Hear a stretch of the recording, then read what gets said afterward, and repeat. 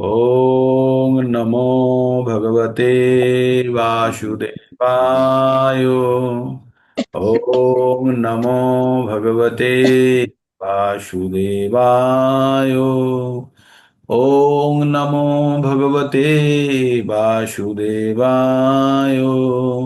ओम अज्ञानतिमिरन्धस्य ज्ञानाञ्जनां शलाकया चक्षुरुर्मिलितं येन तस्मै श्रीगुरुवे नमः। हरे कृष्णा। সকল ভক্তবৃন্দকে मेरा सश्रद्ध प्रणाम। প্রভু আর জি রেকর্ড রেকর্ড হয়নি, রেকর্ড হ্যাঁ হচ্ছে। প্রেস করো। আচ্ছা আচ্ছা, ঠিক আছে, ওকে ওকে। তো আমরা সকল ভক্তবৃন্দকে আমার সশ্রদ্ধ প্রণাম। আমরা ভগবদ গীতার সকালের অনুষ্ঠানে আমরা, এটা বাংলা অনুষ্ঠান, বাংলাতে আমরা যাব। যদি কোনো অবস্থাতে ভুল করে আমার ভাষা পাল্টে যায় আপনারা মনে করিয়ে দেবেন। খুব স্বভাবত কারণে হয়ে যায় কখনো কখনো, মানে ভুলবশত অজ্ঞাত স্বরে হয়ে যায়। তো তখন আপনারা শুধরে দেবেন। হুম। তো আমরা ভগবদ গীতার 1 নম্বর অধ্যায় সম্পন্ন করেছি। আজ সংখ্যা কম কেন? কালকে লিখেছিলাম বলে নাকি? হ্যাঁ। পরীক্ষা দিতে হবে না কাউকে, আপনাদের জন্য এই প্রোগ্রামটি, আপনাদের জন্য। আপনারা যতক্ষণ না পর্যন্ত বুঝতে পারছেন ততক্ষণ পর্যন্ত আমি চেষ্টা চালিয়ে যাব। মানে আমার টার্গেটই এই যে আপনাদেরকে আমি শেখাবই, যদি আপনারা সঙ্গে থাকেন শুধু। হ্যাঁ। তো আমরা ভগবদ গীতার 1 নম্বর অধ্যায় আমরা পঠন করে ফেলেছি, হ্যাঁ? 1 নম্বর অধ্যায়ে আমরা কিছু জায়গা আমরা পড়েছি, বুঝেছি। 1 নম্বর অধ্যায়কে আমরা, আমি আগে সামারি বলে দিই, তারপরে ইন্টারাকশনে যাব আপনাদের। সামারি 1 নম্বর, অ্যাকচুয়ালি ভগবদ গীতা কি? ভগবদ গীতা ভগবানের মুখ নিঃসৃত বাণী। ভগবান কুরুক্ষেত্রে যুদ্ধক্ষেত্রে তার প্রিয় সখা অর্জুনকে এই জ্ঞান দিয়েছিলেন। কখন দিয়েছিলেন? অর্জুন যখন যুদ্ধক্ষেত্রে তার আত্মীয় পরিজনদেরকে সামনে দেখে যুদ্ধ না করার জন্য মনস্থির করেছিলেন, এই রকম বিষাদগ্রস্ত অবস্থায় ভগবান অর্জুনকে পরম জ্ঞান দিয়েছিলেন। এই পরম জ্ঞান প্রাপ্ত হওয়ার পরে অর্জুন তার নিজস্ব অবস্থা ফেরত পায়। অর্জুন এখন মর্মাহত হয়ে, দুঃখ পেয়ে, গা হাত পা জ্বালা করছে, হাত থেকে গান্ডিব চলবে না, মানে একদম পুরো যেন জ্বর হয়ে গেছে, ভাইরাল ফিভারের মতো হয়ে আছেন। তো এই অবস্থায় ভগবান তাকে প্যারাসিটামল আর অ্যান্টিডোটস গুলো দেবে, যার দ্বারা ও যেন আবার প্রকৃত অবস্থায় ফিরে আসতে পারে। তো আমরা 1 নম্বর অধ্যায়ে কি কি দেখলাম? 5টা ভাগে ভাগ করে দিয়েছিলাম। 1 নম্বর অধ্যায়ে গিয়ে 46 শ্লোকা আছে। প্রথমে কে বলছে? প্রথমে সঞ্জয় বলছে। প্রথমে সিনটা বুঝতে হবে কোথায় হচ্ছে। দুটো জায়গা এখানে বলা হচ্ছে। একটা হচ্ছে কুরুক্ষেত্রের যুদ্ধক্ষেত্র, যেখানে দুই দিকে দুই সৈন্যরা দাঁড়িয়ে আছে, আর অর্জুন পাণ্ডবদের পক্ষে দাঁড়িয়ে আছে, রথে বসে আছে, আর তার সারথি হচ্ছে ভগবান। সাদা ঘোড়াতে এই রথটি টানছে, উত্তম রথ। রথের উপরে, ধ্বজের উপরে আপনার হনুমানের চিহ্ন অঙ্কিত ধ্বজ লাগানো আছে। আর অপরপক্ষে ভীষ্ম পিতামহ, তারপরে দ্রোণ, তারপরে কর্ণ, অশ্বত্থামা, বড় বড় সব যোদ্ধারা ওইদিকে আছে দুর্যোধনের পক্ষে। আর এইদিকে আছে ধ্রুপদ, আহ তারপরে দৃষ্টিকেতু, চৈকিতান, তারপরে দ্রৌপদীর পুত্ররা, তারপরে তারপরে সুভদ্রার বলবান পুত্র ভীম, সব বড় বড় যোদ্ধারা এদিকেও আছে। এবার এই এমত অবস্থায় যুদ্ধ হবে। তো আমরা এটিকে 5টি অংশে ভাগ করেছি এই টোটাল চ্যাপ্টারটিকে। প্রথমে আমরা কি, এই যুদ্ধক্ষেত্রে সমরসজ্জা কারা কোন দিকে আছে সেটা প্রথমে জানলাম, 1 থেকে 11 নম্বর শ্লোক পর্যন্ত। তারপরে জানলাম কারা কি শঙ্খ বাজালো। তারপরে তুমুল হইগোল হলো। তারপরে আমরা কি জানলাম? অর্জুন ভগবানকে বলল, রথ আপনি নিয়ে চলুন। কোথায়? দুই সৈন্যের মাঝখানে। আমি দেখতে চাই কারা আহ, আহ, ধৃতরাষ্ট্রের দুর্বুদ্ধি সম্পন্ন সন্তানের জন্য কারা প্রাণ ত্যাগ করতে এসছে। তাই বলে অলংকার লাগিয়ে বললেন। তো ভগবান রথটি নিয়ে গেলেন। এবার অর্জুন কাদেরকে দেখলেন? অর্জুনের যে রথটি ছিল সেটি, অর্জুনরা কেন যুদ্ধ জিতবে তার 5টি কারণ আগে বলেছি, আবার বলবো।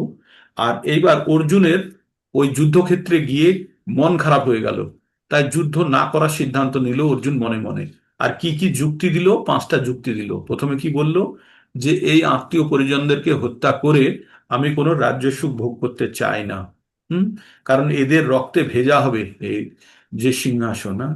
আর আমি যাদেরকে, আমার যে সুখ আমি যাদেরকে দেখাবো, আমার আনন্দ, যাদের জন্য আমি যুদ্ধ করতে যাচ্ছি, তারাই তো এখানে প্রাণ ত্যাগ করার জন্য এসে হাজির হয়েছে। ধন সম্পত্তি সবকিছু ছেড়ে তারা প্রাণ ত্যাগ করার। তাই আমি এদেরকে হত্যা করার মাধ্যমে কোনো আমি মঙ্গল দেখছি না। আর এদেরকে হত্যা করলে সব পুরুষগুলোকে হত্যা করা হবে। আর তাহলে কি হবে? কুল বংশ সব উচ্ছন্নে যাবে, জাতি ধর্ম সব নষ্ট হয়ে যাবে। আর তারপরে কি হবে? পুরুষরা যখন সংসার মানে মৃত্যুবরণ করবে, তখন নারীরা স্বতন্ত্র হয়ে যাবে, বা নারীদের নিরাপত্তাহীনতায় ভুগবে তারা। তখন কি হবে? দুষ্ট প্রকৃতির লোকেরা এখানে এসে এই নারীদেরকে শোষণ করবে এবং তাদেরকে অসৎ চরিত্রা বানিয়ে দেবে। অযাচিত সন্তান উৎপন্ন হবে। আর তারা কখনোই যোগ্য তর্পণ শ্রাদ্ধ আদি ক্রিয়াতে তারা অংশগ্রহণ করবে না। তার ফলে কি হবে? যারা মৃত্যুবরণ করলো, যেহেতু তাদের শ্রাদ্ধ পিণ্ড আদি ক্রিয়া হচ্ছে না, তাই তারা নরক ভোগ করবে। আর তারা যদি নরক ভোগ করে কার কারণে? অর্জুনের কারণে। তো যার কারণে কেউ নরক ভোগ করে, সেও নরক ভোগ করবে। অর্জুন এটা পরম্পরাক্রমে শুনেছে, তাই অর্জুন সে কথাটি বলল। এই ভেবে তারপরে অর্জুনের মধ্যে কি পরিবর্তন হলো? অর্জুনের মধ্যে পরিবর্তন হলো, অর্জুনের অর্জুনের গা জ্বালা করছে। গা জ্বালা করছে, মুখ শুকিয়ে যাচ্ছে, হাত হাত পা অবশ হয়ে যাচ্ছে। আর ও এর মধ্যে কোনো মঙ্গল দেখতে পাচ্ছে না, ও শুধু অমঙ্গলই দেখছে।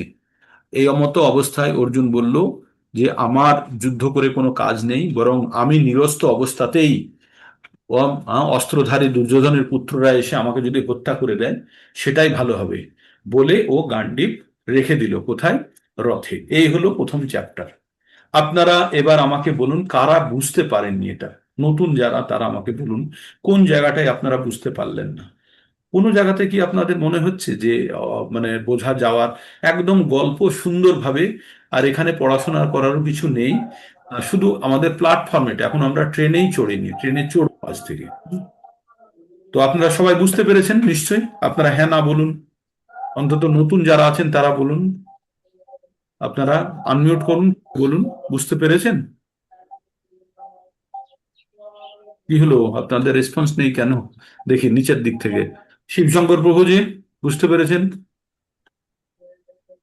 শিবশঙ্কর প্রভুজি, রুম্পা বিশ্বাস মাতাজি, তারপরে কাকলি ভদ্র মাতাজি, তারপরে রেখা মাতাজি, রানু বিশ্বাস মাতাজি পুরনো, মঞ্জু সাহা মাতাজি, রেডমি নোট 11T, এটার নাম দেখতে পাচ্ছি না, সুনীল মন্ডল প্রভুজি। আপনারা বলুন, আপনারা আনমিউট করে বলুন, আপনাদের থেকে শুনতে চাই আমি। আপনারা কি বুঝতে পেরেছেন? কবিতা দলুই মাতাজি, আপনারা এক হ্যাঁ নম্বর। প্রভু, প্রভু হ্যাঁ, কালকে যেটা বলেছিলেন কালকেরটা আমি বুঝতে পেরেছি। আর আজকে তো আমি এইমাত্র জয়েন করলাম। হ্যাঁ, আজকে হ্যাঁ। কি বলেছেন জানি না, তবে কালকেরটা আমি বুঝতে পেরেছি। হ্যাঁ, ওই 1 নম্বর অধ্যায়টাই আমি ওটাকেই সারসংক্ষেপ আবার বললাম। মানে 1 নম্বর অধ্যায়টা আপনাদের বোঝা হয়েছে কি? যদি না হয় তাহলে আমি হ্যাঁ এগোতে বুঝা পারবো। হয়েছে। হ্যাঁ। না, আর প্রভু বুঝা হয়েছে, 1 নম্বরটা বুঝা হয়েছে।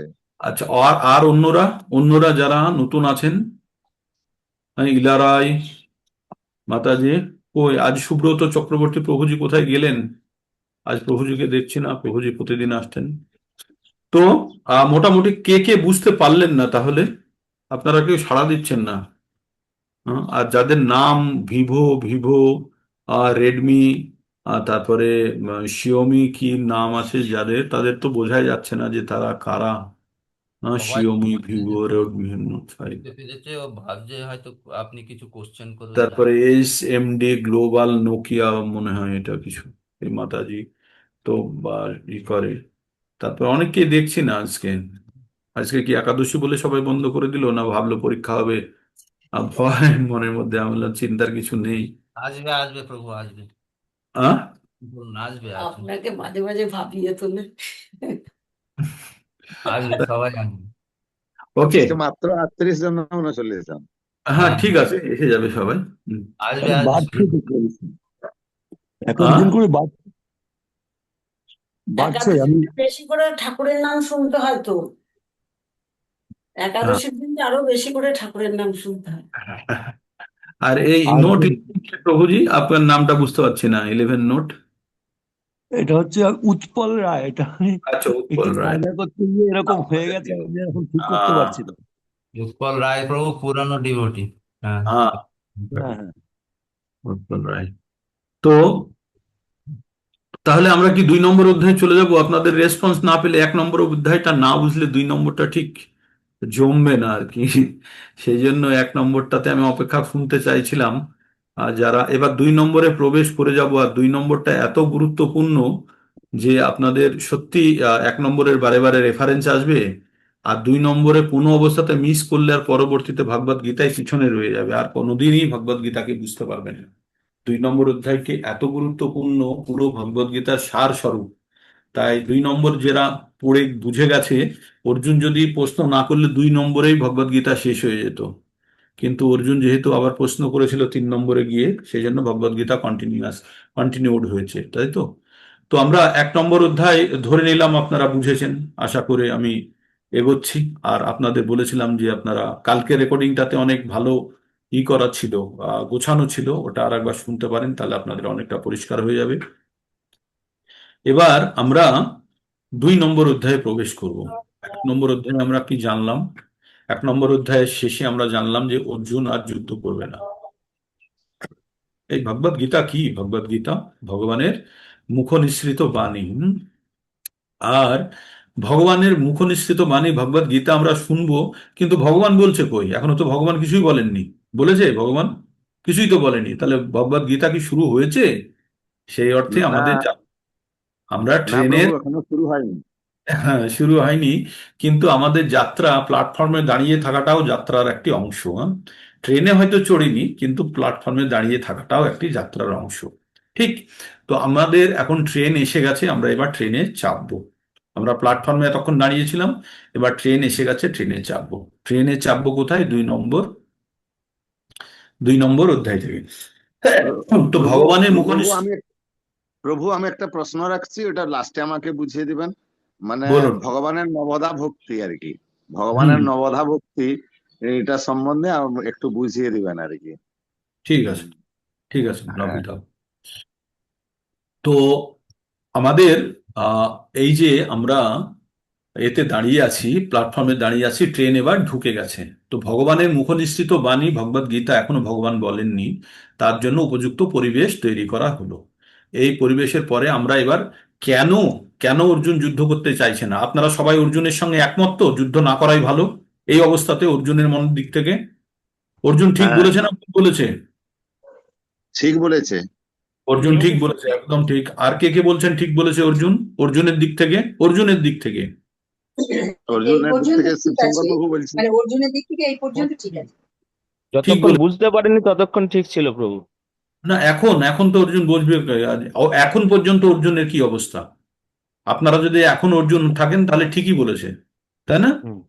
হ্যাঁ। না, ও যতখানি জ্ঞান ততখানি দিয়েই বলেছে, তাই তো। তো এবার 2 নম্বর অধ্যায়ে এবার অর্জুনকে বোঝানোর চেষ্টা করা হবে। আপনাদের বলেছিলাম না, বাচ্চা জয়েন্টে আচ্ছা র্যাঙ্কিং করেছে, এবার চলে গেছে, আপনি এমসে ভর্তি করাতে গেছেন ছেলেকে, সব ফর্ম টর্ম ফিল আপ করে দিয়ে ছেলেকে বলছেন তুই এখানে সই করে জমা দিয়ে দে, তাহলে তোর অ্যাডমিশন হয়ে যাবে। কোথায়? দিল্লি এমসে আপনার ছেলে মেডিকেল পড়ার জন্য ওকে ভর্তি করাতে গেছেন, ও খুব ভালো র্যাঙ্কিং করেছে। এবার ছেলে বলছে আমি পড়বো না, কারণ এই ডাক্তার হলে মানুষকে কাটতে হয়, কাটলে পাপ হয়, আমি শুনেছি, আমি জানি, তাই আমি ডাক্তারি পড়বো না। তো এটা ছেলে ঠিক বলছে না ভুল বলছে? ভুল বলছে তো? এটা ভুলই বলছে। হ্যাঁ, তো কি করবেন আপনি তখন? কি করবেন? ছেলেকে ফেরত নিয়ে চলে আসবেন, চল পড়তে হবে না, মাঠে খেতে কাজ করবি, হ্যাঁ, ধান গম বোঝাতে রোপণ হবে, করবি, গরু। বোঝানো হবে।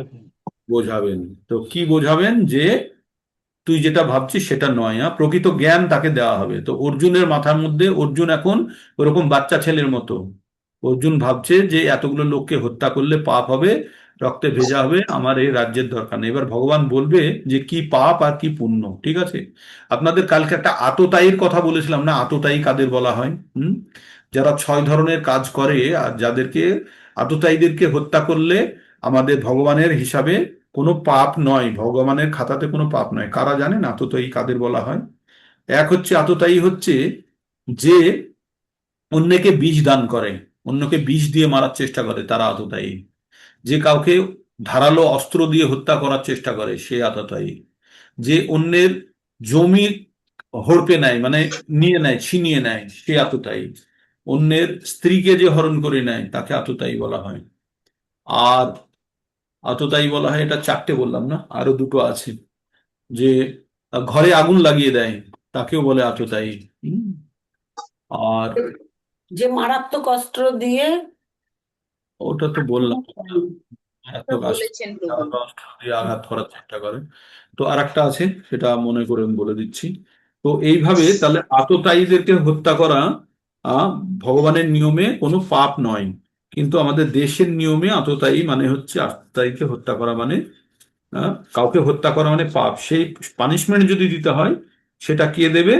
পানিশমেন্ট দেবে দেশের, রাজ্য প্রশাসন দেবে। কিন্তু একজনের নিজের কোনো ক্ষমতা নেই যে সে কাউকে হত্যা করতে পারে।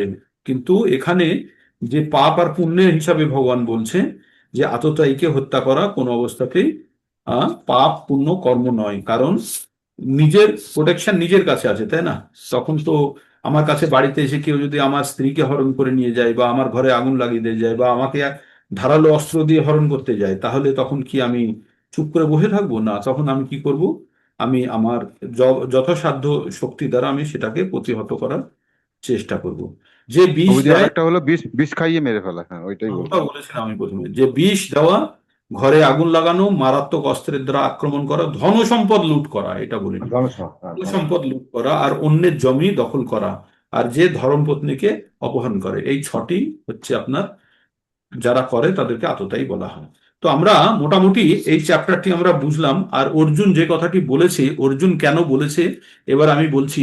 আমরা একটা শ্লোক পড়বো, খুবই গুরুত্বপূর্ণ, যার যেটা ধর্ম সেই অনুযায়ী কাজ করা উচিত, ঠিক? ধর্ম মানে হচ্ছে গুণ। হ্যাঁ, ধর্ম মানে হচ্ছে বৈশিষ্ট্য, ধর্ম মানে হচ্ছে গুণ। যেমন জলের ধর্ম হচ্ছে তারল্য, আর চিনির ধর্ম মিষ্টতা, তেমনি অর্জুনের ধর্ম হচ্ছে ক্ষত্রিয়, আর ক্ষত্রিয়র কাজ কি, সেই কাজটা অর্জুনকে করা উচিত, সেটা আমরা এখনই পড়বো। আর বর্ণসংকর, অর্জুন যেটা বললো বর্ণসংকর, বর্ণসংকরেরও অন্য আমরা সংজ্ঞা পড়বো। তো এবার আমরা 2 নম্বর অধ্যায়ে প্রবেশ করছি, যেখানে ভগবান বলবে। তো এই ভগবান বলার আগে আপনাদের একটা জিনিস জানতে হবে, আপনি কাউকে কোনো জ্ঞান যখন দিতে যাবেন, আর সেই জ্ঞান যদি সে নেয়ার মতো অবস্থায় না থাকে, তাহলে আপনার জ্ঞান কি সম্পূর্ণভাবে কাজ করবে? আপনি কাউকে বেড়াতে নিয়ে গেছেন, হ্যাঁ, কাউকে বেড়াতে নিয়ে গেছেন, খুব ভালো ভালো সিন দেখাচ্ছেন, আর তখন তার শরীর খারাপ করছে, তার জ্বর চলে এসছে, ওইসব সিন ভালো লাগবে? বা তার পেট খারাপ হয়ে গেছে, তখন কি মনে হবে? তখন ভালো লাগবে? কিছু ভালো লাগবে না। তো সেই জন্য অর্জুনকে একটা মানসিক স্থিত অবস্থায় নিয়ে আসার চেষ্টা করছে। 1 মিনিট, হ্যাঁ, 1 মিনিট। नेक्स्ट किसका है आज? सेकंड जपा, हैंड रेज कीजिए तो। हरे कृष्ण कृष्ण कृष्ण। सेकंड जपा, कृष्ण कृष्ण कृष्ण हरे हरे, ये राम हरे हरे कृष्णा। राम राम राम सेकंड जपा, हरे कृष्ण कृष्ण कृष्ण हरे हरे, हरे राम राम राम हरे हरे, देखना पड़ेगा। 1 मिनट, हरे हरे सेकंड जपा, 1 मिनट। हरे कृष्ण कृष्ण कृष्ण उद्धव कुंड दास प्रभु जी, हरे राम उद्धव कुंड दास प्रभु जी, हैंड रेज कीजिए। हरे कृष्ण कृष्ण कृष्ण हरे हरे, उद्धव कुंड दास प्रभु जी, हैंड रेज कीजिए। उद्धव कुंड दास प्रभु जी नहीं है, तो जगतपते अनम्यूट कर लीजिए प्रभु जी। उद्धव कुंड प्रभु जी अनम्यूट कर लीजिए, आपको अनम्यूट का एक्सेस दिया। हरे कृष्ण कृष्ण हरे राम राम राम राम हरे हरे, हरे कृष्ण कृष्ण कृष्ण हरे हरे, राम राम राम राम हरे हरे, हरे कृष्ण कृष्ण कृष्ण हरे हरे, राम राम राम हरे हरे, हरे कृष्ण कृष्ण कृष्ण हरे हरे, हरे राम राम राम हरे हरे, हरे कृष्ण হরে কৃষ্ণ। তো ওদিকের পাঠটা সম্পূর্ণ হলো। তাহলে আমাদের কাউকে যখন আমরা জ্ঞান দেব, তখন জ্ঞান দেওয়ার সময় আমাদের একটা জিনিস মাথায় রাখতে হবে, যে আমরা তাকে জ্ঞান দেব যে জ্ঞান গ্রহণ করতে চাই। তার কারণ, কারোর যদি পেট খারাপ হয়, তাকে খাবার দিলে সে খাবার গ্রহণ করতে পারবে? পারবে না। তার মানে আমাদের প্রত্যেকটা জিনিসের জন্য আমাদের একটা ক্ষেত্র প্রস্তুত করতে হবে আগে। কিরকম ক্ষেত্র? যে ক্ষেত্রে আপনি বীজ বপন করলে বীজটি গাছে পরিণত হবে। যেমনটা অর্জুন অর্জুন যতক্ষণ না পর্যন্ত ভগবানের কাছে সম্পূর্ণভাবে সমর্পিত হচ্ছে বা সমর্পণ করছে, ততক্ষণ পর্যন্ত অর্জুন কিন্তু কোনো জ্ঞানই নেবে না। কারণ অর্জুন নিজের চায়ের কাপ, আপনার কাছে একটা চায়ের কাপ আছে, তাতে চা ভর্তি আছে, তাতে যদি আরো চা ঢালা যায় তাহলে কি হবে? চা ঢাললে সেই চাটাই উপচে পড়বে তো। কিন্তু ওই চা ঢালার আগে যদি চায়ের কাপটাকে খালি করে রাখা যায়, তাহলে ওই চায়ের কাপে আবার নতুন চা নিতে পারবে, তাই না? তো অর্জুনের মনের মধ্যে যে ধারণাগুলো আছে, সেই ধারণার বশবর্তী হয়ে অর্জুন সিদ্ধান্ত নিয়েছে, তাই তো। তো অর্জুনের ধারণাগুলোকে থেকে অর্জুনকে মুক্ত করার জন্য কখন অর্জুন জ্ঞান গ্রহণ করবে? যখন অর্জুন যখন নিজে গিয়ে বলবে যে আমি বুঝতে পারছি না, বা আমাকে আপনি জ্ঞান দিন, তখনই জ্ঞান নেবে, না হলে জ্ঞান নেবে না। একটা আপনাদের ছোট গল্প বলে, 3 ধরনের মূর্খ হয় পৃথিবীতে। 3 ধরনের মূর্খ হয়। মূর্খরা 3 প্রকারের হয়। প্রথম শ্রেণীর মূর্খ, তারা নিজেরা জানে না। মূর্খ কাদেরকে বলি? যারা জানে না, নিজেরা জানে না, অথচ কি করে? অথচ এটা জানে, কে জানে? আমরা, যেমন মনে করুন আইন জানি না, কিন্তু আমরা জানি যে আমাদের লয়ার জানে, তাই না? তাহলে আমাদের কোনো আইনি বিপদ আসলে আমরা একজন আইনজীবীকে আমরা নিযুক্ত করি বা হায়ার করি, তাই তো। তার মানে ঠিক আছে, মূর্খ হলেও এ মূর্খরা চলতে পারে। দ্বিতীয় শ্রেণীর মূর্খরা হচ্ছে আরো মূর্খ। কেমন মূর্খ? সে নিজেও জানে না, আবার এটাও জানে না, কে জানে? প্রথম শ্রেণীর মূর্খরা এটা জানতো যে ও নিজে জানে না, কিন্তু কে করতে পারবে তার খবরটা জানতো। কিন্তু দ্বিতীয় শ্রেণীর মূর্খরা কারা? যে নিজেও জানে না ঘটনাটা, আর কে করতে পারবে তাও জানে না। সেটা হচ্ছে দ্বিতীয় শ্রেণীর মূর্খ। মানে প্রথম শ্রেণীর মূর্খ থেকে দ্বিতীয় শ্রেণীর মূর্খটা আরো বেশি ডেঞ্জারাস, তাই না? ওদেরকে রেস্কিউ করা খুব কঠিন। তৃতীয় শ্রেণীর মূর্খরা কি? নিজে জানে না, অথচ ভাবে আমি জানি। তৃতীয় শ্রেণীর মূর্খটা সব থেকে বিপজ্জনক, কারণ সে নিজে জানে না, কিন্তু ভাবছে আমি জানি, তাই কখনোই সে অন্যের কাছে যাবে না, অন্যের থেকে জ্ঞান নেওয়ার চেষ্টা করবে না। প্রথম শ্রেণীর মূর্খ নিজে জানে যে আমি জানি না, অন্যের থেকে জেনে নেবো। দ্বিতীয় শ্রেণীর মূর্খ কি? ও জানে আমিও জানি না, কে করতে পারে তাও জানি না, কিন্তু কেউ যদি এসে বলে তাহলে জেনে নেবে। কিন্তু তৃতীয় শ্রেণীর মূর্খকে আপনি কি করে বোঝাবেন? সে জানে না, কিন্তু সে ভাবছে আমি জানি। মানে তার চায়ের কাপ ভর্তি, সেখানে আপনি যতই চা ঢালবেন সব চা উপচে পড়ে যাবে, তাই না? তো এমতো অবস্থায় অর্জুন এখন তৃতীয় শ্রেণীর মূর্খ হয়ে বসে আছে। অর্জুন এখন তৃতীয় শ্রেণীর মূর্খ হয়ে বসে আছে। অর্জুনের চায়ের কাপ ভর্তি, এখন চা ঢাললে চা উপচে পড়বে। তাই অর্জুন যতক্ষণ না পর্যন্ত এই মূর্খতা থেকে বেরোচ্ছে। কোন মূর্খতা থেকে? যে নিজের জ্ঞানের বশবর্তী হয়ে, অর্জুন যে অজ্ঞতার বশবর্তী হয়ে যে ডিসিশনগুলো নিচ্ছে, কখন অর্জুন যখন নিজে বুঝতে পারবে যে আমি ঠিক নই, এবার আমাকে আপনি ঠিক করে বলুন, তখনই অর্জুনকে প্রকৃত জ্ঞান দেওয়া হবে। তার মানে আপনার কাছে যদি কেউ কোনো জ্ঞান চাইতে আসে, বা আপনি জবরদস্তি কাউকে যদি জ্ঞান দিতে যান, সে জ্ঞান গ্রহণ করবে না। কোনো অবস্থাতেই সে জ্ঞান গ্রহণ করবে না। কেন করবে আপনার জ্ঞান? তার কাছে তো, সে ভাবছে তোমার কাছে জ্ঞান আছে। কিন্তু কোনো অবস্থাতে কেউ যদি সর্বতোভাবে আপনার শরণাগতি লাভ করে, একদম যে আমি আর কোনো আমার অবস্থা নেই, তুমি আমাকে জানাও, তুমি আমাকে বোঝাও, তখন আপনি জ্ঞান দেন, সে সহ্য করবে। আর তখন কখন জ্ঞানটি গ্রহণ করবে? যখন সর্বতোভাবে ফেল হয়ে গেছে, যখন নিজে সর্বতোভাবে ফেল হয়ে গেছে। আমাদের জ্বর জ্বালা হলে আমরা কি করি? একটা প্যারাসিটামল খেয়ে নিই, তাই না? জ্বরকে কমানোর জন্য। 2 দিন 3 দিন হলো, 4 দিন যেই হয়ে যাচ্ছে, কনফিডেন্স কম হতে শুরু করেছে। পঞ্চম দিনের দিন বাড়ির লোক তাড়া করে বললো চল ডাক্তারের কাছে গেলেন।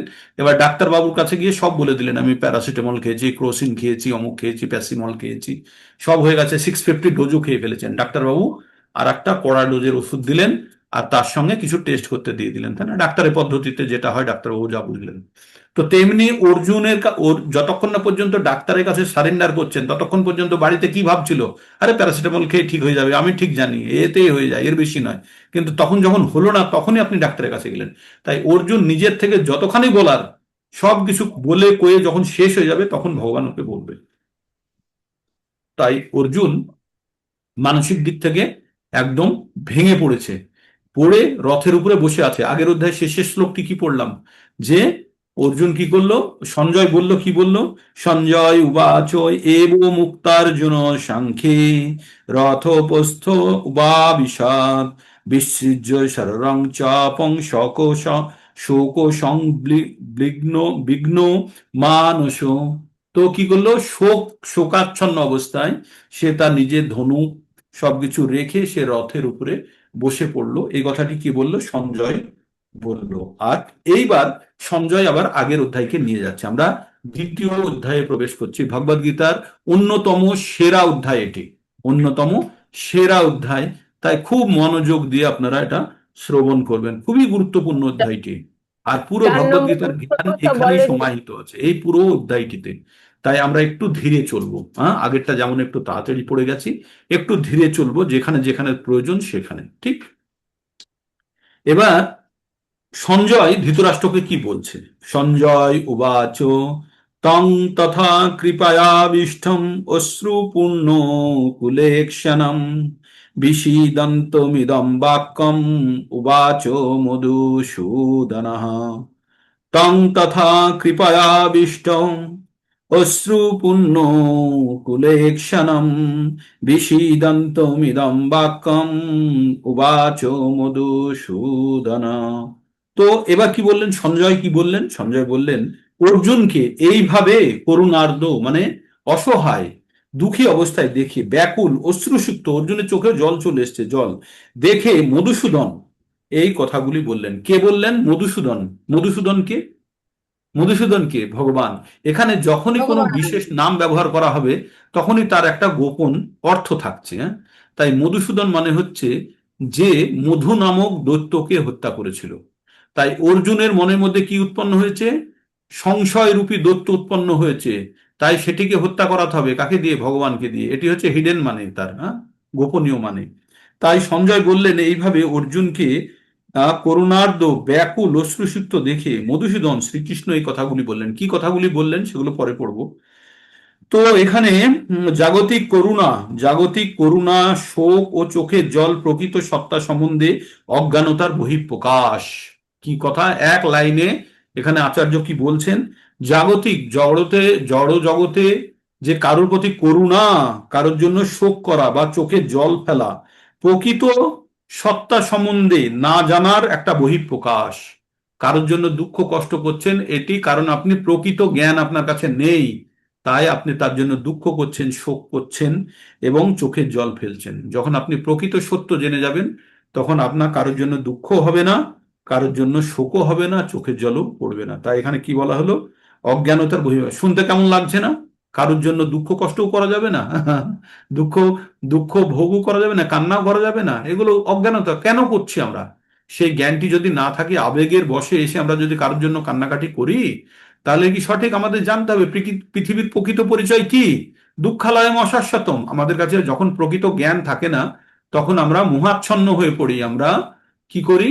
আমরা তখন অজ্ঞানতার অন্ধকারের কারণে আমরা ঠিক জিনিসটা দেখতে পাই না। তাই আমরা কান্নাকাটি করি, আমরা শোক করি, আমরা আমরা জাগতিক করুণা চাই কারোর থেকে।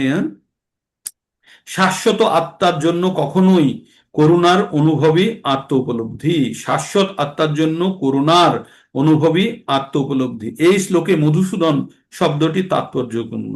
শ্রীকৃষ্ণ মধু নামক দৈত্যকে হত্যা করেছিলেন।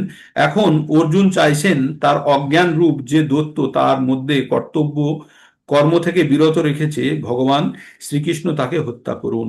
মানে বুঝতে পারলেন যে অর্জুনের মনের মধ্যে অজ্ঞানতার দৈত্য উৎপন্ন হয়েছে, যেটি ভগবানকে দ্বারা হত্যা করাতে হবে, তবে অর্জুন প্রকৃত জ্ঞান নিতে পারবে।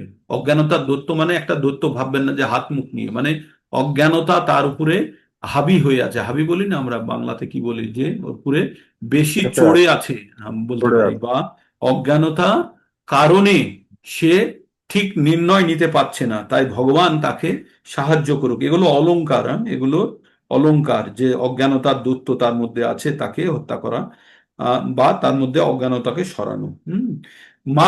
যে মানুষ ডুবে যাচ্ছে তার পরনের কাপড়ের প্রতি করুণা করা কতখানি বুদ্ধিমানের কাজ। কেউ মনে করেন ডুবে যাচ্ছে, তাকে বাঁচানোটা বেশি গুরুত্বপূর্ণ না তার কাপড়টাকে বাঁচানো বেশি গুরুত্বপূর্ণ? কোনটি গুরুত্বপূর্ণ? তো সেটা বুঝতে হবে। আমাদের শরীরের জন্য করুণা করে লাভ আছে? লাভ নেই না। আমাদের মানুষটাকে বাঁচাতে হবে। মানুষটাকে, আত্মা। তাহলে আত্মার শুদ্ধিকরণের জন্য আমাদের যেটা প্রয়োজন সেটা করতে হবে। আমাদের কাপড়ের জন্য যদি চিন্তা করি যে মানুষটাকে, তাহলে মানুষটাকে আর বাঁচাতে পারবো না। তো এইভাবে আমরা 2 নম্বর শ্লোকের দিকে আমরা এগোবো। এবার ভগবান প্রথম ভগবদ গীতায় মুখ খুলছেন। ভগবান প্রথমবার ভগবদ গীতায় মুখ খুলছেন। যখন কেউ প্রথমবার বলে তখন তার নাম দিয়ে বলা হয় সেই উবাচ। যদি অর্জুন বলে অর্জুন উবাচ, যদি ধৃতরাষ্ট্র বলে ধৃতরাষ্ট্র উবাচ, সঞ্জয় বললে সঞ্জয় উবাচ। কিন্তু যদি কৃষ্ণ বলে সেখানে কৃষ্ণ উবাচ বলা হয় না, সেখানে বলা হয় ভগবান উবাচ। কারণ আমাদের মনের মধ্যে যেন এটা শক্তিশালীভাবে স্থাপিত হয় যে ভগবান কে, কোনো আমাদের যেন শঙ্কা না থাকে, কখনো মনে না হয় যে শ্রীকৃষ্ণ ছাড়াও অন্য কেউ ভগবান আছে। শ্রীকৃষ্ণই যে ভগবান এটি বারবার প্রতিপন্ন করার জন্য কোথাও শ্রীকৃষ্ণ উবাচ বলা হয়নি, বলা হয়েছে শ্রী ভগবান উবাচ। এবার শ্রী ভগবান উবাচ কুতস্থ কস্মিলমিদম বিষামে সমুপস্থিতম অনার্য জুষ্টমসার্গম অকীর্তিম কর্মার্জুন। শ্রী ভগবান উবাচ কুতস্থ কস্মিলামিদম বিষামে সমুপস্থিতম অনার্য জুষ্টম অসর্গম অকীর্তির কর্মার্জুন। তো এখানে কুতস্থা মানে কোথা থেকে, কুতস্থা মানে আমাদের লোকাল ভাষা বলে না কোত্থেকে কোত্থেকে, তো এটা হচ্ছে কুতস্থা। কস্মিলমিদম এইরকম মানসিকতা, এরকম মনের ভাব। বিষমে এরকম বিষম পরিস্থিতিতে তোমার মনের মধ্যে এইসব ভাব কোথা থেকে আসলো অর্জুন, যা তোমাকে পরম প্রাপ্তি থেকে বিরত করবে। তাই ভগবান বলেন, হে প্রিয় অর্জুন, এই ঘোর সংকটকালে অনার্যের মতো, অনার্য মানে যাদের বুদ্ধি কম তাদের বলা হয়, অনার্যের মতো এই সমস্ত কলুষতা কিভাবে তোমার মনের মধ্যে এলো। জীবনের মূল্যবোধ সম্বন্ধে জ্ঞাত মানুষেরা কখনোই তাদের পক্ষে একদমই শোভনীয় নয়, তা তোমাকে উচ্চ লোকে উন্নীত করবে না, পক্ষান্তরে অপযশ প্রদান করবে। অনার্য জুষ্টম অস্বর্গম অকীর্তি কর্মার্জুন, মানে তুমি স্বর্গও পাবে না, আবার কি হবে তোমার অকীর্তি উৎপন্ন হবে। অকীর্তি মানে যেটা হচ্ছে, কীর্তি মানে ভালো জিনিস, অকীর্তি মানে অপযশ, হ্যাঁ, সেটি তোমাকে প্রদান করবে। তাই অর্জুনকে ভগবান একটু বকেই বলল, কি বলল, যে এই ঘোর সংকটকালে তোমার কি মাথা খারাপ হয়েছে, তুমি এইসব কি ভাবছো, এর দ্বারা তুমি তো কিছু উন্নতি লাভ করবেই না, বরং তুমি অপযশ তুমি প্রাপ্ত করবে। যেমন ওই বাচ্চাকে এবার বকলে কি বলবেন, যে তোর কি মাথা খারাপ হয়েছে, তুই এত খাটাখাটনি করে প্রিপারেশন নিয়ে জয়েন্টে তুই র্যাঙ্কিং করেছিস আর তুই ডাক্তারি পড়বি না বলছিস, চল তোকে আমি দেখছি। তো ওই রকমই ভগবান অর্জুনকে একটু বকেই বললেন, হ্যাঁ, যে তোমার এই ঘোর সংকটকালে তুমি বুদ্ধিহীন ব্যক্তিদের মতো কথা বলছো, তোমার মনের মধ্যে এই কলুষতা, তোমার মনের মধ্যে এই পলিউশন, এই কন্টামিনেশন কোথায় থেকে আসলো।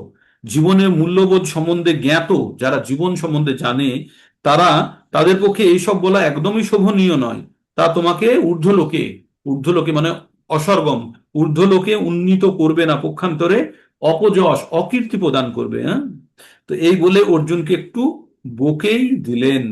এবার ভগবান সম্বন্ধে আমাদের জানতে হবে, ভগবান কে অ্যাকচুয়ালি। তো ভগবান যার মধ্যে 6 ধরনের যশ আছে তাকে বলা হয় ভগবান। ভগ অর্থাৎ হচ্ছে 6 ধরনের যাদের যশ থাকে তাকে বলা হয় ভগ। তো 6 ধরনের যশ কি, যে সমস্ত ঐশ্বর্য ভগবানের কাছে, অনন্ত ঐশ্বর্য আছে, হ্যাঁ, অনন্ত শক্তি আছে, অনন্ত যশ আছে ভগবানের কাছে, অনন্ত রূপ আছে ভগবানের কাছে, এত সুন্দর, ওর মতো ভগবানের মতো কেউ দেখতেই হয় না। আর সমগ্র জ্ঞান, অনন্ত জ্ঞান আছে, আর অনন্ত বৈরাগ্য আছে। এই 6টি জিনিস যার কাছে থাকে তাকে ভগবান বলা হয়। তাহলে 6টা জিনিস আপনারা শুনে রাখুন। 6টি জিনিস কি, ঐশ্বর্য, বীর্য বা শক্তি, যশ, শ্রী বা রূপ, জ্ঞান এবং বৈরাগ্য।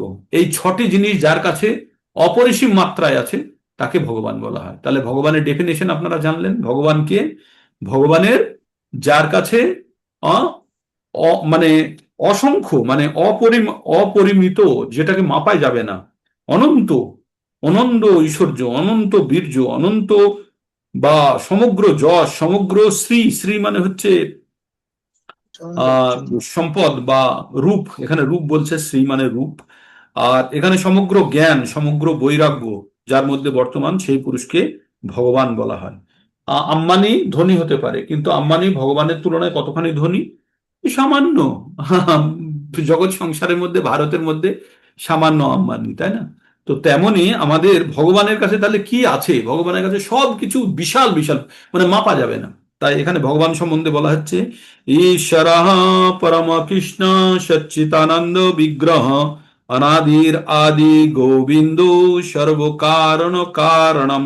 এটি ব্রহ্ম সংহিতা নামক একটি গ্রন্থ আছে, যেখানে ব্রহ্মা ভগবানের সম্বন্ধে স্তুতি করছেন বা ভগবান সম্বন্ধে বলছেন। তাই কি বললেন? ঈশ্বর পরম কৃষ্ণ সচ্চিতানন্দ বিগ্রহ, সৎ চিত আর আনন্দ বিগ্রহ, অনাদির আদি গোবিন্দ সর্বকারণ কারণম। বলছেন ভগবান হচ্ছে গুণাবলীর অধিকারী, বহু পুরুষ আছেন। শ্রীকৃষ্ণ হচ্ছেন পরম পুরুষ, তার ঊর্ধ্বে কেউ নেই, তিনি পরমেশ্বর, তার বিগ্রহ সৎ চিত আনন্দময়।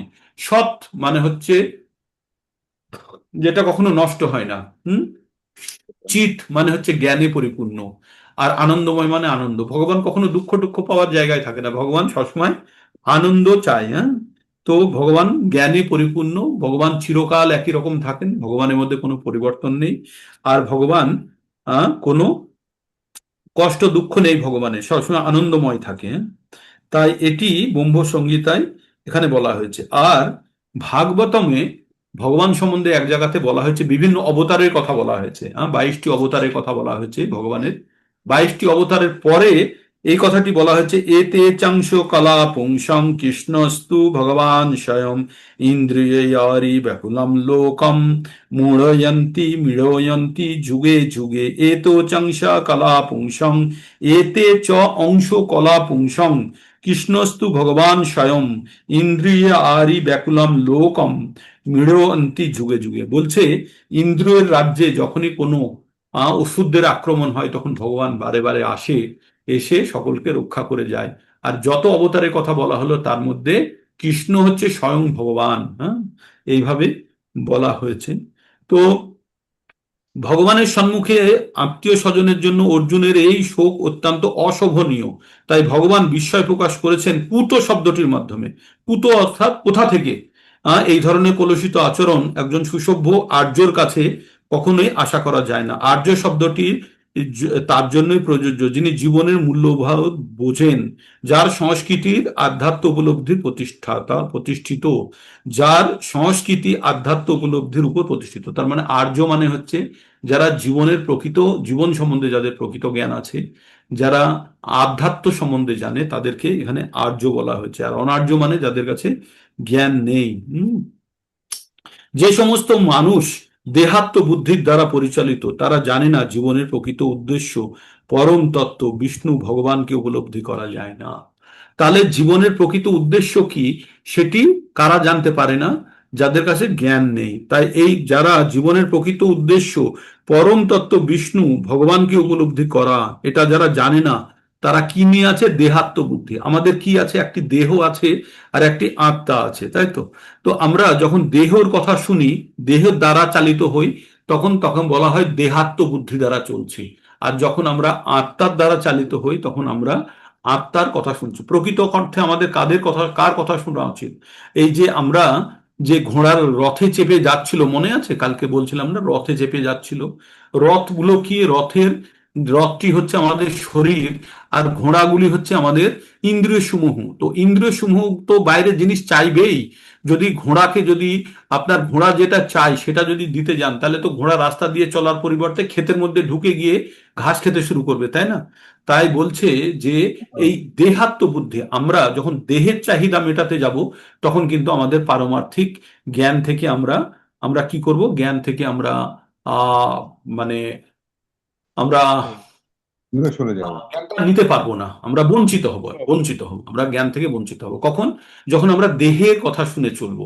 তাই আমরা বর্তমানে, আমরা যেহেতু দেহধারী জীব, সবসময় আমরা দেহের মধ্যেই ডুবে আছি, তাই না? আমরা যে কোনো জিনিসকে আমরা দেহ দিয়েই দেখতে চাই। যে কোনো জিনিস আমরা, যে কোনো, আপনার পরিচয় জিজ্ঞেস করলে আপনার নাম বলবেন। আপনি কখনো ভাবেন যে আমার দেহ ছাড়াও, আপনি বললে আমার হাত, আমার পা, আমার মাথা, আমার পা আমরা বলি, কিন্তু আমিটা কে? আমি যখন বলতে যাই, তখন সেই আমি হচ্ছে অ্যাকচুয়াল, আমি হচ্ছে পরম ব্রহ্ম, আমি হচ্ছে ব্রহ্ম, আমি হচ্ছে আত্মা, আমি হচ্ছে চেতনা, যে এই শরীরের মধ্যে বসে আছে। এই শরীরটি আমার বাহন। যখন আমরা আমাদেরকে আমি বলে, আত্মাকে যখন আমি বলে জানবো, তখনই আমরা প্রকৃত অর্থে আমরা আমাদের পরিচয়টা নিয়ে থাকতে পারবো। যখন আমি জানবো আমি একটা অনন্ত যাত্রা করছি, আর এই শরীরটি আমার একটি যাত্রার অংশ, তখন কিন্তু আমরা এই যাত্রার সময় এই শরীরটা নিয়ে বেশি আমরা বিচলিত হব না। আপনি আপনি অনেকবার ট্রেনে চেপেছেন, অনেকবার প্লেনে চেপেছেন, তো আপনি একবার ট্রেনে যাচ্ছেন, তো এতে কি আছে? আপনি দিল্লি যাচ্ছেন, দিল্লি যাওয়ার সময় রাজধানী কোনো একটি সিটে বসে গেলেন বা কোনো প্লেনের সিটে বসে গেলেন, তো বসে গেলেন, যতক্ষণ বসে গেলেন ততক্ষণই আপনার সঙ্গে পরিচয়, তারপরে আর ওই সিটের সঙ্গে আপনার কোনো সম্পর্ক আছে? তো তেমনি আমাদের ওই 1 ঘন্টা প্লেনে যাওয়া বা 24 ঘন্টা ট্রেনে যাওয়ার মতো আমরা এই শরীরটি আমাদের জীবন অনন্তকাল ধরে যাত্রা করছে, তার মধ্যে এই শরীরটি অত্যন্ত সূক্ষ্ম, অত্যন্ত ক্ষণিকের, এই শরীরটি অত্যন্ত ক্ষণিকের। তাই এই শরীরের কথা শুনে বিচলিত হওয়া আমাদের একদমই শোভা পায় না। তাই অর্জুনকে ভগবান আরো জ্ঞান দেবেন, তাই বলছে যারা জীবনের পরম পরম উপলব্ধি করতে জানে না, যারা দেহাত্ম বুদ্ধির দ্বারা চালিত, যারা দেহকেই সর্বস্ব ভাবে, তারা কিন্তু তারা কিন্তু কখনোই ভগবান তত্ত্ব জানতে পারে না। মনে করুন আপনি শিয়ালদা থেকে ট্রেনে বসে আপনি ব্যারাকপুর পর্যন্ত যাচ্ছেন, তো ট্রেনের সিটের কোনাটা একটু ভাঙা, তো আপনি কি ওই সিটটাকে রিপেয়ার করার জন্য বা ওইটাকে নিয়ে আপনি কি ফ্যাক্টরিতে চলে যাবেন কিভাবে ওটাকে ঠিক করা যায় অমুক করার জন্য? না, আপনি করবেন না। আপনার যাত্রা শেষ হলো, আপনি ভুলে গেলেন যে কি ছিল। তাই আমাদের শরীরে বিভিন্ন ধরনের বিকৃতি থাকতে পারে, বিভিন্ন ধরনের থাকতে পারে, কিন্তু আমার কাজ করার জন্য যতখানি দরকার সেটা যদি থাকে, তাহলে আমরা আমাদের পরম কাজটি করে বেরিয়ে যাবো। আমাদের জীবনের পরম উদ্দেশ্য কি? আমাদের জীবনের পরম উদ্দেশ্য হচ্ছে ভগবত প্রাপ্তি, আর এই জন্ম মৃত্যু যে মনুষ্য জীবন নিয়ে আমরা বসে আছি এই চক্র থেকে মুক্ত হওয়া। ভগবদ গীতার জ্ঞানের মধ্যে যখন আমরা প্রবেশ করব তখন আমরা আরো বিশদভাবে জানতে পারবো। তারা এই জগতের বহিরঙ্গা প্রকৃতির দ্বারা বিমোহিত, তারা জানে না যে মুক্তি বলতে কি বোঝায়। জগতের বন্ধন থেকে মুক্ত হওয়ার জন্য যাদের জ্ঞান নেই তাদের বলা হয় অনার্য। যদিও অর্জুন ছিল ক্ষত্রিয়, তবু যুদ্ধ করতে অস্বীকার করে সে তার স্বধর্ম থেকে বিচ্যুত হয়েছিলেন। এই ধরনের কাপুরুষতা অনার্যর জন্যই মানানসই। কর্তব্য থেকে একদম বিচ্যুতি আধ্যাত্মিক জীবনে অগ্রসর হওয়ার পক্ষে সহায়ক নয়। এমনকি পার্থিব জগতেও কেউ যশস্বী হওয়ার সুযোগ প্রদান করে না কাউকে। আচ্ছা, আত্মীয় স্বজনদের প্রতি অর্জুনের এই তথাকথিত সহানুভূতিকে ভগবান কৃষ্ণ অনুমোদন দেননি।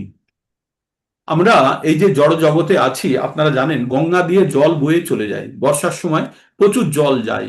একটা নদীতে যে জলটা বয়ে যাচ্ছে কোনো একটা মুহূর্তে, নদীতে প্রচুর জল, তাই না, সবসময়, আর স্রোত আছে জানবেন। তো ওই যে কোনো একটা মুহূর্তে যতখানি জল আছে, ওই জলটা কি একটু পরে আবার ওই জলটাকে খুঁজে পাবেন? ওই জলটা কিন্তু বয়ে চলে গেছে। কিন্তু নদীতে জলের অভাব নেই, অন্য জল চলে এসছে। একটা নৌকা জলের উপরে ভাসছে, একটা নদীতে, খরস্রোতা নদীতে বা স্রোত সম্পন্ন নদীতে একটা নৌকা ভাসছে। নৌকা কেন ভাসছে? ওই জলের প্লবতার জন্য, জল ওকে ঠেলে ভাসিয়ে রেখেছে, তাই না? তাহলে জল তার মিত্র, কিন্তু তার মিত্র কতক্ষণের জন্য? যে জলটা ঠেলে রেখেছে সে জলটা একটু পরেই সরে গেছে, অথচ সে এখনো ভেসে আছে, তার মানে নতুন জল চলে আসছে। তো এই পৃথিবীতে আমরা একজন চলে যাই আর একজন চলে আসে, পৃথিবীর মধ্যে চলছে, ঠিক আছে? আর আমাদের শরীর, আমরা বারবার বিভিন্ন ধরনের শরীর পরিবর্তন করছি। যেমন নৌকা জলের উপরে ভেসে আছে, জল পরিবর্তিত হয়ে যাচ্ছে নৌকার তলা দিয়ে, তাই না? জল বারে বারে পরিবর্তিত। তেমনি আমাদের জীবনের সাপেক্ষে আমাদের শরীর বারবার পরিবর্তন হয়ে যাচ্ছে, বারবার পরিবর্তিত হয়ে যাচ্ছে। তাই বুদ্ধিমান ব্যক্তিকে এই তত্ত্ব জানতে হবে, আত্মা তত্ত্ব জানতে হবে। আত্মা কি প্রকৃত অর্থে, এটা যখন আমরা জানতে পারবো তখনই আমরা আমাদের ভাবনা চিন্তাকে আমরা সেই দিকে প্রবাহিত করতে পারবো। তাই আমরা আত্মা সম্বন্ধে জ্ঞান অর্জন করব। এবার অর্জুনকে ভগবান একটু কঠিন ভাবে বললেন। কি বললেন? ক্লৈবং মাম স্ম গমো পার্থ, ক্লৈবং মাং স্ম গমো পার্থ নৈতত্ত্বোপপদ্যতে ক্ষুদ্রং হৃদয় দুর্বলং তত্ত্বোত্তিষ্ঠ পরন্তপ। ক্লৈবল্লং মাং স্ম গমো পার্থ নৈতত্ত্বোপপদ্যতে ক্ষুদ্রং হৃদয় দুর্বলং তত্ত্বোত্তিষ্ঠ পরন্তপ। তো অর্জুন, কেউ যদি একজন শক্তিশালী বীর পুরুষ হয়, তাকে কি বলে আঘাত করলে তার মনে লাগবে? তাকে যদি বলা হয় এই নপুংসক, তাই না? তো ভগবান বলেছে ক্লৈবং কথার অর্থ হচ্ছে যে ক্লৈব মানে হচ্ছে ক্লীবত্ব, মানে নপুংসকতাকে বলছে ক্লৈবং মাস ম গম পার্থ নৈতত্ত্ব উপপদ্যতে শূদ্রম হৃদয় দুর্বলং তত্ত্বোত্তিষ্ঠ পরন্তপ। হৃদয়ের দুর্বলতাকে তুমি ত্যাগ করো অর্জুন, তুমি কাপুরুষের মতো আচরণ করো না, তুমি হৃদয়ের দুর্বলতাকে ত্যাগ করে তুমি উঠে দাঁড়াও। তাই কি বললেন? হে পার্থ, হানিকর ক্লীবতের বশবর্তী না হয়ে নপুংসতার মতো ভাব না করে এই ধরনের আচরণ তোমার পক্ষে একদম অনুচিত। হে পরন্তপ, হৃদয়ের এই ক্ষুদ্র দুর্বলতা পরিত্যাগ করে তুমি উঠে দাঁড়াও। কাকে বললো? অর্জুনকে বলল। অর্জুন এখানে পার্থ নামে সম্বোধন করেছে। পার্থ কেন অর্জুনের নাম? পার্থ হচ্ছে পৃথার পুত্র বলে। পৃথাকে অর্জুনের মায়ের নাম হচ্ছে পৃথা। পৃথাকে হচ্ছে কৃষ্ণের পিসি। কৃষ্ণের পিসি, অর্থাৎ বসুদেবের ভগ্নী হচ্ছে কুন্তী দেবী। হ্যাঁ, তো কুন্তী দেবীর আর এক নাম হচ্ছে পৃথা। আর এই পৃথার পুত্র বলে তার নাম পার্থ। তো অর্জুনকে এখানে পার্থ নামে সম্বোধন করতেন, অর্থাৎ শ্রীকৃষ্ণের পিতা বসুদেবের ভগ্নী পৃথার পুত্র। তাই শ্রীকৃষ্ণের সঙ্গে অর্জুনের রক্তের সম্পর্ক রয়েছে। ক্ষত্রিয় সন্তান যদি যুদ্ধ করতে অস্বীকার করে তাহলে সে কেবল নামেই ক্ষত্রিয়। তেমন ব্রাহ্মণের সন্তান যদি অধার্মিক হয় তখন সে নামেই ব্রাহ্মণ। এই ধরনের ব্রাহ্মণ এবং ক্ষত্রিয়রা তাদের পিতার অযোগ্য সন্তান। তাই শ্রীকৃষ্ণ চাননি অর্জুন একজন অযোগ্য ক্ষত্রিয় সন্তান হোক। অর্জুন ছিলেন শ্রীকৃষ্ণের সব থেকে অন্তরঙ্গ বন্ধু। শ্রীকৃষ্ণের রথের সারথি হয়ে স্বয়ং তাকে পরিচালিত করেছিলেন। কিন্তু এই সমস্ত সুবিধা সত্ত্বেও অর্জুন যুদ্ধ না করতেন, তবে তা হতো নিতান্তই অপযশের বিষয়। তাই শ্রীকৃষ্ণ বললেন এই আচরণ অর্জুনের পক্ষে মানানসই ছিল না। অর্জুন হয়তো পরম শ্রদ্ধেয় ভীষ্ম বা নিজের আত্মীয়দের প্রতি উদার মনোভাবের কারণে যুদ্ধক্ষেত্র পরিত্যাগ করার যুক্তি দেখিয়েছিলেন, কিন্তু শ্রীকৃষ্ণ এই ধরনের উদারতাকে হৃদয়ের দুর্বলতা বলে বিবেচনা করেছিলেন।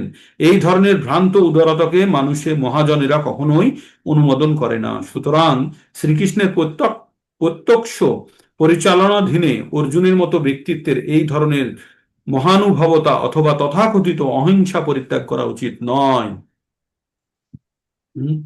তাহলে আমরা কি জানলাম? আমরা জানলাম যে অর্জুনকে বকে ভগবান বলছে যে অর্জুনের কর্তব্য সম্বন্ধে জ্ঞান অর্জুন হারিয়ে ফেলেছে। তাই অর্জুনের মতো মহান বীরকে এইরকম ভাবা কখনোই ঠিক নয়। 4 নম্বরটি পড়ি। এবার অর্জুন বলছে, অর্জুনের মনের মধ্যে কি চলছে এবার অর্জুন বলছে। এতক্ষণ পর্যন্ত ভগবান বলল দুটো শ্লোকের মাধ্যমে, এবার তার উত্তর এবার অর্জুন দিচ্ছে।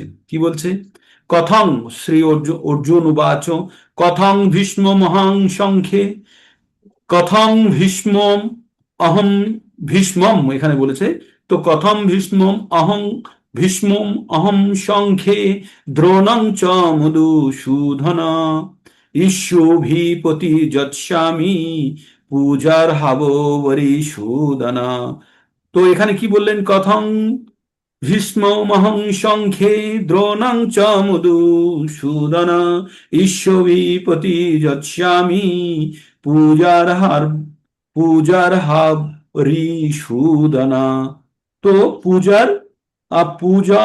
পূজার হৌ অরিসূদনা। অরিসূদন মানে অরি মানে হচ্ছে শত্রু, আর সুদন মানে হত্যাকারী। তো আগে পড়লাম না মধুসূদন, মধু নামক দৈত্যকে মেরেছিল।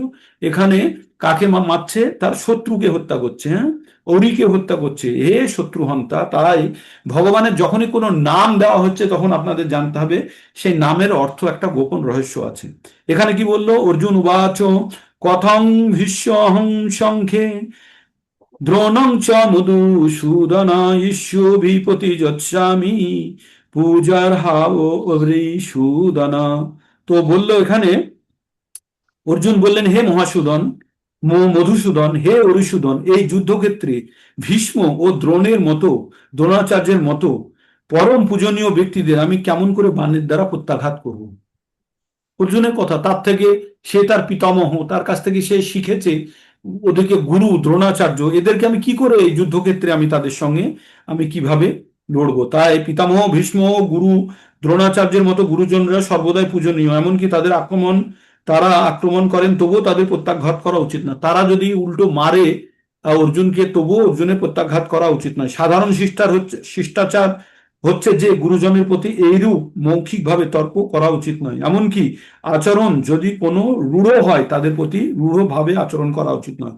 তাহলে প্রত্যাঘাত করা তো অর্জুনের পক্ষেও সম্ভব নয়, তাই না? যদি বাবা বাচ্চাকে শাসন করার জন্য মারে তাহলে কি বাচ্চা গিয়ে বাবাকে মারবে? না, মারটা সহ্য করে। তেমনি এখানে যদি তার গুরুজন পিতামহ মানে দাদু, ঠাকুরদা, বা ওদিকে বা দ্রোণাচার্য, আচার্য গুরুদেব, তো এরা যদি অর্জুনকে যদি মারেও তবুও কি অর্জুনের প্রতিবাদ করা ঠিক হবে? তাই অর্জুনের পক্ষ থেকে অর্জুন তার নিজের কথাটি রাখছে, বলছে তারা অত্যন্ত পূজনীয় ব্যক্তি, আমি তাদের বিরুদ্ধে কি করে আমি বাণ চালাবো আপনি বলুন, সেখানে আমার পিতামহ, সেখানে আমার গুরুদেব, আমি তাদের বিপক্ষে আমি কি করে বাণ চালাবো? তাই এটি অর্জুনের প্রশ্ন। অর্জুন এইভাবে বললেন। তখন অর্জুন আরো বলছে, আরো মনের কথা এবার ভেঙে বলছে। অর্জুন কি বললো জানেন? এমন কথা বলে ফেলেছে অর্জুন এখন, যেটা শুনলে আপনাদেরও মনে হবে যে অর্জুন ঠিকই বলেছে। অর্জুন বলছে, গুরু নাহতা, এই 4 লাইনের শ্লোক হলে একটু লয় পাল্টে যাবে, হ্যাঁ? তো এটা একটু এইভাবে শুনবেন। গুরু নাহতা হি মহানুভাবান শ্রেয় ভোক্তুম ভোক্ষ্যমপি লোকে হত্যার্থ কামাংস্তু গুরুন্নিহৈব ভুঞ্জীয় ভোগান রুধির পাদিগ্ধান। কি বললো? গুরু নাহত্তা হি মহানুভাবান শ্রেয় ভোক্তম ভোক্ষ্যমপি লোকে হত্যার্থ কামাংস্তু গুরুন্নিহৈব ভুঞ্জীয় ভোগান রুধির পাদিগ্ধান। অর্জুন এখানে কি বললো জানেন? বললো এই গুরুদেবকে হত্যা করে তাদের রক্তে ভেজায় রাজ্য ভোগ করে আমার কোনো কাজ নেই, বরং আমি তার থেকে ভিক্ষা করে খাবো। কি বললো? তার থেকে আমি ভিক্ষা করে খাবো। তাই বললো আমার মহানুভব গুরুবর্গের বিনিময়ে এই জগৎ ভোগ করার আমার কোনো অভিলাষা নেই, বরং ভিক্ষা করে জীবন ধারণ করা ভালো। এই পার্থিব বস্তুর অভিলাষী হয়ে আমার গুরুজন হলেও আমার গুরুজন এবং তাদের হত্যা করা হলে যুদ্ধলব্ধ সমস্ত ভোগ্য বস্তু রক্তে সিক্ত হবে। এই ছিল 5 নম্বর শ্লোক পর্যন্ত। আর আজকে এই 5 নম্বর পর্যন্ত বুঝেই থাকলাম ছোট করে। আজকে এখানেই আমাদের ক্লাস শেষ হচ্ছে। আজকে একাদশী, যারা যারা পালন করছেন একাদশী ভালো করে পালন করুন, বেশি বেশি জপ করুন। আর কারোর যদি এই 4-5টা শ্লোক পড়লাম এর মধ্যে যদি কারো কোনো কিছু প্রশ্ন থাকে প্রশ্ন করতে পারেন, বা আগের আর আজকের মিলিয়ে যদি কোনো প্রশ্ন থাকে প্রশ্ন করতে পারেন, অথবা আমরা ক্লাস এখানে শেষ করব। আমরা অযোধ্যারও এসেছেন। কারো কিছু বলার, কিছু প্রশ্ন? একটু তাড়াতাড়ি জয়েন করবেন যারা লেটে জয়েন করছেন, যদি সম্ভব হয়, অবশ্যই সম্ভব হলে, কারণ আমরা তো খুব তাড়াতাড়ি শুরু করি, তো যাদের সম্ভব হবে তারা একটু তাড়াতাড়ি জয়েন করবেন। আর যদি বুঝতে কোনো অসুবিধা হয় অবশ্যই আপনাদের কাছে অবারিত দ্বার, আপনারা মেসেজ করতে পারেন, গ্রুপে লিখতে পারেন, আবার এখনো আপনারা হ্যান্ড রেজ করে বলতে পারেন। আর এটি যে জায়গাটা বুঝতে পারলেন না পুনরায় শ্রবণ করেন। আর আপনাদের কাছে নিশ্চয়ই একটি গ্রন্থ আছে, সেটিকেও খুলে একবার দুবার দেখুন, তাহলেই হবে। প্রভুজি এই ক্যামেরা করুন, দেখি কারা কারা ক্যামেরা অন করতে পারবেন। প্রভুজি অ্যাটেন্ডেন্স হয়ে যাক। এক সময় 52 দেখলাম, তো প্রভুজি সংখ্যা কালকে ভালো ছিল। কালকে অশোক কুমার পাঠক বলে এক প্রভুকে দেখছি, প্রথমবার দেখছি প্রভুকে, আগে দেখিনি। প্রভুজি জয়েন করিয়েছে। প্রণাম। সকালে প্রথমে দেখলাম উষা মাতাজিকে জয়েন করতে, তারপরে আবার দেখলাম বেরিয়ে গেলেন, আবার জয়েন করেছেন কি, যাই হোক। তো আপনাদের স্ন্যাপশট নেব, ক্যামেরা যারা অন করতে পারবেন করুন। হয়ে গেছে ক্যামেরা অন, আর হবে না? ওকে, তো 1 নম্বর আজকে আজকে আজকে সুব্রত চক্রবর্তী প্রভু জয়েন করেনি, চিন্ময় চৌধুরী মাতাজি ক্যালেন্ডারে থাকে, ইসকনের দেখবেন। ক্যালেন্ডার আলাদা আছে। কিন্তু আমি যে কালকে করেছি তাহলে কি করবো, এখন আজকে করবো? না না ঠিক আছে, করেছেন কালকে, 2 কালকে করলেও হবে, কালকে করেছেন। 3। ওকে, তো এখানে আজকে ক্লাস শেষ করছি, পরবর্তী ক্লাস আবার কালকে হবে।